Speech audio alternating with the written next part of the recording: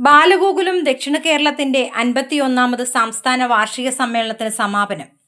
Mavelikkara Vidyadhiraja Vidyapeetham central and Sainik school ക്യാമ്പസിൽ നടന്ന ചടങ്ങിൽ മഹാത്മാഗാന്ധി സർവകലാശാല vice chancellor doctor D Mavoothu പൊതുസമ്മേളനം ഉദ്ഘാടനം ചെയ്തു.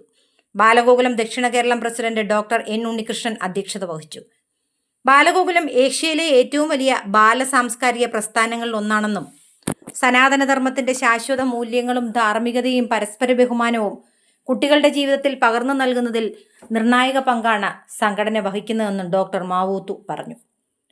ഭാരതത്തിന്റെ മഹത്തായ സാംസ്കാരിക പൈതൃകവും ആധുനിക ജീവിതവും തമ്മിൽ മൂലാധിഷ്ഠിതമായ പാലം നിർമ്മിക്കുന്ന പ്രവർത്തനമാണ് ബാലഗോകുലം നടത്തുന്നതെന്നും ഭഗവാൻ ശ്രീകൃഷ്ണന്റെ ബാല്യകാല ജീവിതത്തിലെ സംഭവങ്ങൾ കുട്ടികൾക്ക് ധൈര്യം, നേതൃത്വം, കരുണ, പ്രകൃതി സംരക്ഷണം, ആത്മവിശ്വാസം തുടങ്ങിയ ജീവിതമൂല്യങ്ങൾ പകർന്നു നൽകുന്നവയാണെന്നും അദ്ദേഹം ചൂണ്ടിക്കാട്ടി.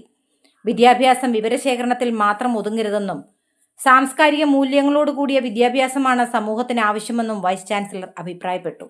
അറിവിനൊപ്പം സംസ്കാരവും സ്വഭാവശുദ്ധിയും വളർത്തിയെടുക്കുന്നതിൽ ബാലഗോകുലത്തിന്റെ പ്രവർത്തനം മാതൃകാപരമാണെന്നും അദ്ദേഹം പറഞ്ഞു. കുട്ടികളെ ഭാരതീയ സംസ്കാരത്തിലും ധാർമ്മിക മൂല്യങ്ങളിലും വളർത്തിയെടുക്കാൻ കുടുംബങ്ങളും അധ്യാപകരും സമൂഹവും ഒരുമിച്ച് പ്രവർത്തിക്കണമെന്ന് അദ്ദേഹം ആഹ്വാനം ചെയ്തു.